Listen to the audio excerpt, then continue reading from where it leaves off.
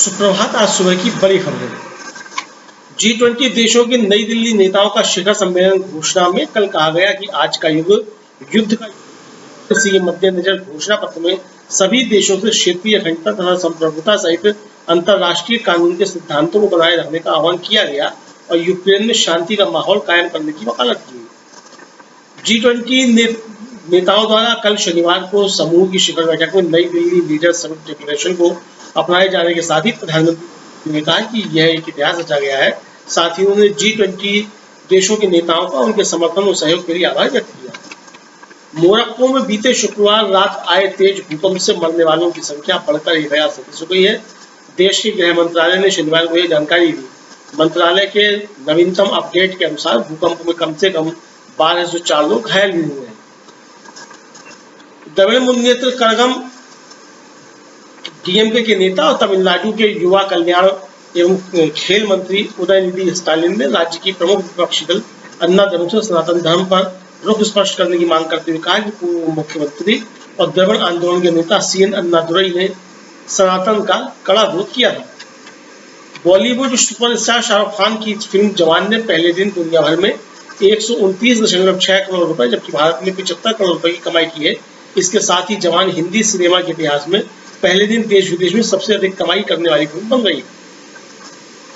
राष्ट्रपति श्रीमती द्रौपदी मुर्मू आगामी 13 सितंबर को गुजरात विधानसभा की राष्ट्रीय ई-विधान एप्लीकेशन परियोजना का उद्घाटन करेंगी और विधायकों को संबोधित करेंगी। एक चौंकाने वाले अध्ययन से पता चला है कि दुनिया में तापमान 1.5 डिग्री सेल्सियस बढ़ जाता है तो 50 ग्लेशियर गायब हो जाएंगे और सन 2100 तक समुद्र के स्तर में 9 सेंटीमीटर की वृद्धि होगी। जर्नल साइंस में प्रकाशित अध्ययन में अनुमान लगाया गया है कि दुनिया के ग्लेशियर सन 2100 तक अपनी द्रव्यमान का 40% तक खो सकते हैं। संयुक्त राष्ट्र की एक नई रिपोर्ट में आगाह किया गया है कि पेरिस जलवायु समझौते में वैश्विक तापमान वृद्धि पर नियंत्रण के लिए जिन दीर्घकालिक लक्ष्यों को स्थापित किया गया था दुनिया में हासिल करने के रास्ते से दूर है। इसके मद्देनजर UN विशेषज्ञों ने निर्णायक कदम उठाए जाने पर बल दिया है। यह रिपोर्ट जलवायु परिवर्तन मामलों के लिए संयुक्त राष्ट्र संस्था UNFCCC द्वारा जारी की गई है। संयुक्त राष्ट्र महासचिव एंटोनियो गुटेरेस ने मोरक्को में आए शक्तिशाली भूकंप से बड़े पैमाने पर हुई जानमाल की हानि पर गहरा दुख व्यक्त किया है और देश की सरकार और स्थानीय जनता को संकट की इस घड़ी में हरसंभव समर्थन प्रदान करने का भरोसा दिलाया है। मीडिया रिपोर्टों के अनुसार मध्य मोरक्को में स्थानीय समयानुसार रात 11 बजे रिएक्टर पैमाने पर 6.8 की तीव्रता वाले शक्तिशाली भूकंप के झटके महसूस किए गए। भूकंप का केंद्र पर्यटन की दृष्टि से लोकप्रिय मराकेश शहर से लगभग 70 किलोमीटर दूर बताया गया है।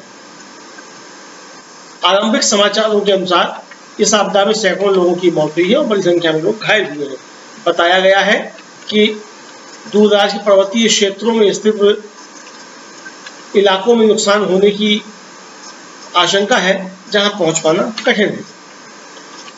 शक्तिकरण अधिकारियों के लिए प्रयासरत UN संस्था UN वुमेन ने अपनी एक नई रिपोर्ट में चेतावनी जारी की है कि वर्ष 2030 तक टिकाऊ विकास लक्ष्यों को साकार करने में जुटी दुनिया लैंगिक अंतर को पाटने में निराशाजनक ढंग से पिछड़ रही है। संयुक्त राष्ट्र की नवीनतम जेंडर स्नैपशॉट 2023 रिपोर्ट एक ऐसे पड़ाव पर जारी की गई है जब SDG प्राप्ति की राह में दुनिया अपना आधा सफर तय कर चुकी है। UN वीमेन के अनुसार यदि मौजूदा रुझान जारी रहे तो वर्ष 2030 तक 34 करोड़ से अधिक महिलाएं और लड़कियां गरीबी के गर्त में धंसने के लिए मजबूर होंगी। ये विश्व भर में महिला आबादी 8% को दर्शाता है। देश में G20 का आगाज हो चुका है। अमेरिका, ब्रिटेन, चीन समेत कई देशों के नेता दिल्ली पहुंच चुके हैं। बैठकों का दौर जारी है। वहीं विपक्ष ने मोदी सरकार को घेर लिया है। क्या है पूरी खबर, देखते हैं ये रिपोर्ट। मोदी सरकार एक तरफ G20 के भव्य आयोजन को लेकर बड़े बड़े दावे कर रही है, अपनी सफलता के गुण गा रही है और इस आयोजन में शामिल होने वाले राष्ट्र प्रमुखों से देश की सच्चाई छिपाने की कोशिश में जुटी है। इसे लेकर विपक्ष ने सरकार को घेर लिया है। सवाल उठ रहे हैं कि अगर सरकार विकास का दावा कर रही है तो उसे सच्चाई छिपाने की जरूरत क्यों पड़ रही है। इंसान तो दूर, सड़क पर घूमने वाले जानवरों के साथ भी शर्मनाक सलूक किया जा रहा है। उन्हें सड़क पर घसीटते हुए पिंजरे में डाला जा रहा है। इसे लेकर यूरोप दौरे पर गए राहुल गांधी ने सरकार पर निशाना साधा। उन्होंने कहा, भारत सरकार हमारे गरीब लोगों और जानवरों को छुपा रही है। हमारे मेहमानों से भारत की हकीकत छिपाने की जरूरत नहीं है। कांग्रेस नेताओं ने कहा कि हमें ऐसे कामों के खिलाफ आवाज उठानी होगी, इन बेजुबान पीड़ितों के लिए न्याय की मांग करनी होगी। तो वहीं कांग्रेस महासचिव जयराम रमेश ने कहा, दिल्ली में झुग्गियों को या तो ढक दिया गया है या गिरा दिया गया है, जिससे हजारों लोग बेघर हो गए। सिर्फ प्रधानमंत्री की छवि को चमकाने के लिए आवारा पशु बेरहमी से पकड़े गए और उनके साथ दुर्व्यवहार किया गया। G20 का नारा एक पृथ्वी, एक परिवार, एक भविष्य है, लेकिन प्रधानमंत्री वास्तव में एक व्यक्ति, एक सरकार, एक पूंजीपति में विश्वास करते हैं। जयराम रमेश ने अमेरिकी राष्ट्रपति की टीम के हवाले से दावा किया कि राष्ट्रपति बाइडेन की टीम का कहना है कि कई अनुरोधों के बावजूद भारत ने उनकी द्विपक्षीय बैठक के बाद मीडिया को उनसे और प्रधानमंत्री मोदी से सवाल पूछने की इजाजत नहीं दी। राष्ट्रपति बाइडेन अब 11 सितंबर को वियतनाम में अपने साथ आए मीडिया के सवालों का जवाब देंगे। बिल्कुल भी आश्चर्य की बात नहीं है, ये मोदी स्टाइल का लोकतंत्र है। G20 को लेकर मोदी सरकार सवालों में है। वहीं राहुल गांधी के सवालों का सिलसिला भी जारी है। राहुल गांधी का यूरोप दौरा खबरों में बना हुआ है। राहुल लगातार विदेशी धरती से मोदी सरकार पर निशाना साध रहे हैं। शुक्रवार रात वो पेरिस में साइंसेस पो यूनिवर्सिटी पहुंचे, जहां उन्होंने 90 minutes with Rahul Gandhi event में हिस्सा लिया। आज भी राहुल गांधी कई कार्यक्रमों में शरीक होने वाले हैं। तो क्या है राहुल का एक्शन प्लान, देखते हैं ये रिपोर्ट। राहुल गांधी एक हफ्ते के यूरोप दौरे पर हैं। आज उनके दौरे का तीसरा दिन है। शुक्रवार रात वो पेरिस में साइंसेस पो यूनिवर्सिटी पहुंचे, जहां उन्होंने 90 minutes with Rahul Gandhi event में हिस्सा लिया। इस दौरान कांग्रेस नेता ने कहा कि हजारों किलोमीटर तक पैदल चलना क्या होता है, इसे लोग कम आंकते हैं। वो चाहते हैं कि मैं एक बार और ये काम करूं। मुझे लगता है कि इसे भारत जोड़ो यात्रा से किया जा सकता है। इस पर चर्चा जारी है। इस सेशन के दौरान राहुल गांधी ने भारत के मौजूदा हालात और वर्ल्ड पॉलिटिक्स में भारत की भूमिका पर विचार रखे। छात्रों ने उनसे सवाल जवाब भी किए। इसके बाद कांग्रेस नेता ने पेरिस में ही फ्रांस के वर्कर्स यूनियन की बैठक में हिस्सा लिया। इसके बाद वो नॉर्वे का दौरा करेंगे, जहां 10 सितंबर को ओस्लो में एक प्रवासी कार्यक्रम को संबोधित करेंगे। G20 समिट खत्म होने के 2 दिन बाद यानी 13 सितंबर को राहुल गांधी भारत वापस लौट आएंगे। यूरोप दौरा राहुल गांधी का इस साल का तीसरा विदेश दौरा है। इससे पहले वो मार्च में ब्रिटेन और जून में अमेरिका दौरे पर गए थे। राहुल का यह दौरा ऐसे वक्त में हो रहा है जब देश की राजधानी दिल्ली में G20 समिट हो रही है। भारत जोड़ो यात्रा का 1 साल पूरा होने पर कई कार्यक्रमों का आयोजन किया जा रहा है। इससे पहले ब्रसेल्स में राहुल गांधी ने कहा, हम रूस यूक्रेन जंग पर देश के रुख का समर्थन करते हैं। रूस से हमारे अच्छे रिश्ते हैं। विपक्ष भी इस मुद्दे पर वही स्टैंड लेता जो मोदी सरकार ने लिया है। वहीं मोदी सरकार पर निशाना साधते हुए राहुल गांधी ने कहा था, भारत में इस वक्त महात्मा गांधी और नाथूराम गोडसे के विजन के बीच लड़ाई है, जहां इंडिया गठबंधन बड़ी भूमिका निभा रहा है। आज होने वाले राहुल के कार्यक्रम पर भी देश और दुनिया की नजरें हैं। राहुल गांधी के विदेश दौरे से बीजेपी चिंता में है। वहीं कांग्रेस के मुख्यमंत्रियों ने भी बीजेपी की चिंता बढ़ा दी है। G20 समिट में राष्ट्रपति आवास पर होने वाले डिनर कार्यक्रम में कांग्रेस अध्यक्ष को ना बुलाने पर पहले ही विवाद चल रहा था और अब कांग्रेस शासित 2 राज्य छत्तीसगढ़ और राजस्थान की ओर से दावा किया गया है कि सीएम के विमान को दिल्ली में उतरने की इजाजत ही नहीं दी गई। ऐसे में वो 9 और 10 सितंबर को वो चाहते तो भी दिल्ली नहीं आ पाते। तो क्या है पूरा मामला, देखते हैं ये रिपोर्ट। भारत में G20 समिट के पहले दिन डिनर को लेकर सियासत गर्मा गई है। छत्तीसगढ़ के मुख्यमंत्री भूपेश बघेल और राजस्थान के सीएम अशोक गहलोत ने दिल्ली में लैंडिंग की इजाजत नहीं मिलने का दावा किया है। छत्तीसगढ़ के सीएम भूपेश बघेल ने कहा कि दिल्ली और उसके आसपास हवाई पाबंदियों के कारण उनके विमान को लैंडिंग की अनुमति नहीं दी गई है। सरकार ने नो फ्लाई जोन बना दिया है, इसलिए वो दिल्ली नहीं जा पाएंगे। अशोक गहलोत ने भी इसी तरह के आरोप लगाए थे। उनके विमान को उड़ने नहीं दिया जा रहा है।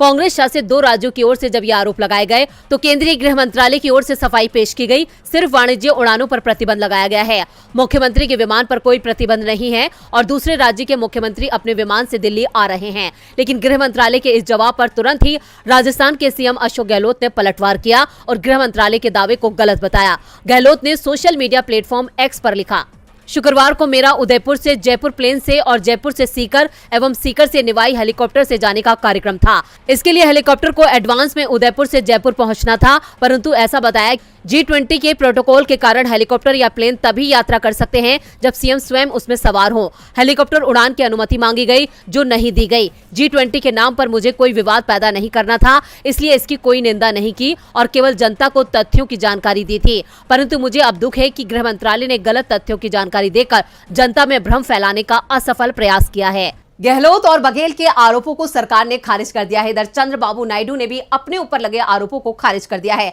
आंध्र प्रदेश पुलिस ने आज सुबह तड़के राज्य के पूर्व सीएम और तेलुगु देशम पार्टी के अध्यक्ष चंद्रबाबू नायडू को गिरफ्तार कर लिया। नायडू को कौशल विकास कॉर्पोरेशन घोटाले से जुड़े मामले में सीआईडी की तरफ से अरेस्ट वारंट जारी करने के बाद गिरफ्तार किया गया, जिसके बाद आंध्र में बवाल मच गया है। देखते हैं ये रिपोर्ट। आंध्र प्रदेश में इस वक्त सियासी घमासान मचा है। आज सुबह राज्य के पूर्व सीएम और तेलुगु देशम पार्टी के अध्यक्ष चंद्रबाबू नायडू को गिरफ्तार कर लिया गया।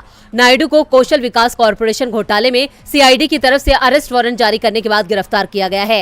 हालांकि चंद्रबाबू नायडू ने अपनी गिरफ्तारी को गलत बताया और कहा कि उन्होंने कोई भ्रष्टाचार नहीं किया है। चंद्रबाबू नायडू की गिरफ्तारी पर सीपीआई के राज्य सचिव के रामकृष्णन ने कहा, पुलिस पहले जानकारी देकर कार्रवाई कर सकती है, लेकिन पुलिस को आधी रात में जाकर हंगामा करने की क्या जरूरत है। सीआईडी आक्रामक तरीके से काम कर रही है। ये जगन मोहन रेड्डी सरकार का विपक्ष को परेशान करने की पराकाष्ठा है। वहीं नायडू की गिरफ्तारी के खिलाफ टीडीपी समर्थकों ने भी जमकर सड़कों पर विरोध प्रदर्शन किया। उन्होंने वाईएसआरसीपी और मुख्यमंत्री वाईएस जगन मोहन रेड्डी के खिलाफ नारे भी लगाए। बाद में प्रदर्शनकारियों को पुलिस ने हिरासत में ले लिया। चंद्रबाबू नायडू की गिरफ्तारी पर सीआईडी के एडीजी एन संजय कुमार ने कहा, आज सुबह 6 बजे हमने आंध्र प्रदेश के पूर्व मुख्यमंत्री और टीडीपी के प्रमुख एन चंद्रबाबू नायडू को कौशल विकास निगम में धोखाधड़ी के संबंध में गिरफ्तार किया है, जो 2014 में गठित किया गया था और जिसका उपयोग व्यक्तिगत खातों में पैसे भेजने के लिए किया गया था। चंद्रबाबू नायडू की गिरफ्तारी के बाद आंध्र प्रदेश पुलिस ने उनके बेटे नारा लोकेश को भी हिरासत में ले लिया है। लोकेश की गिरफ्तारी पूर्वी गोदावरी जिले में की गई। पिता की गिरफ्तारी की जानकारी मिलते ही लोकेश उनसे मिलने के लिए रवाना हुए थे।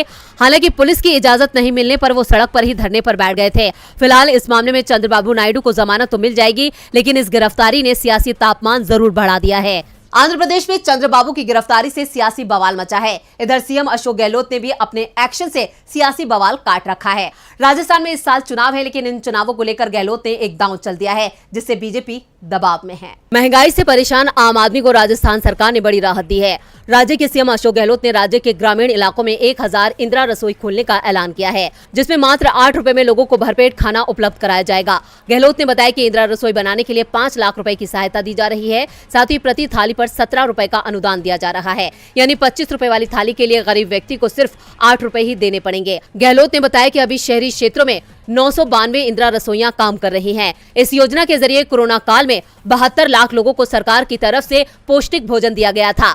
गहलोत ने बताया कि अब नई 1000 इंदिरा रसोइयां खुलने से ग्रामीण इलाकों में भी लोगों को बड़ी राहत मिलेगी। उन्होंने कहा कि इन सभी 1000 रसोइयों का संचालन राजीविका समूह की महिलाएं करेंगी। इससे 10,000 से ज्यादा महिलाओं को रोजगार मिलेगा। दरअसल इस समय देश में महंगाई सबसे बड़ा मुद्दा बन गई है। खाने पीने के दामों में हुई बढ़ोतरी का सबसे ज्यादा असर गरीबों पर पड़ रहा है। ऐसे में इंदिरा रसोई की मदद से लोगों को कम पैसे में भोजन मुहैया कराया जा रहा है। राजस्थान में बीजेपी बैकफुट पर है, तो छत्तीसगढ़ में भी बीजेपी की हालत खराब है।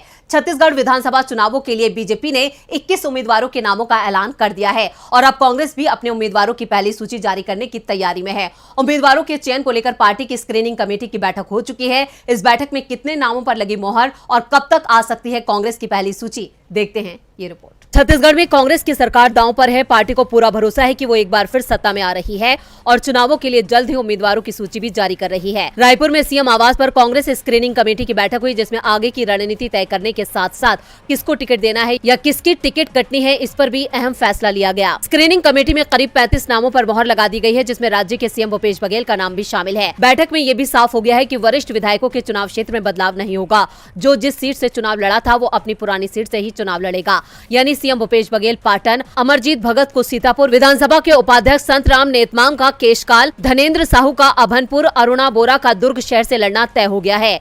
इनके नामों पर स्क्रीनिंग कमेटी ने अपनी मोहर लगा दी है। संकेत मिल रहे हैं कि कांग्रेस की पहली सूची 14 या 15 तारीख को आ सकती है। चुनाव में मजबूत उम्मीदवार को ही उतारा जाएगा। इसके लिए पार्टी ने अलग अलग एजेंसी से सर्वे भी कराया है। हाईकमान ने भी सर्वे कराया है और इसी सर्वे को आधार बनाया जाएगा। करीब 15 से 20 विधायकों के टिकट काटने की बात कही जा रही है, क्योंकि पार्टी के सर्वे में सरकार के खिलाफ जनता में कोई गुस्सा नहीं है, लेकिन स्थानीय स्तर पर नाराजगी विधायकों को लेकर है, जिससे बचने की कोशिश की जा रही है।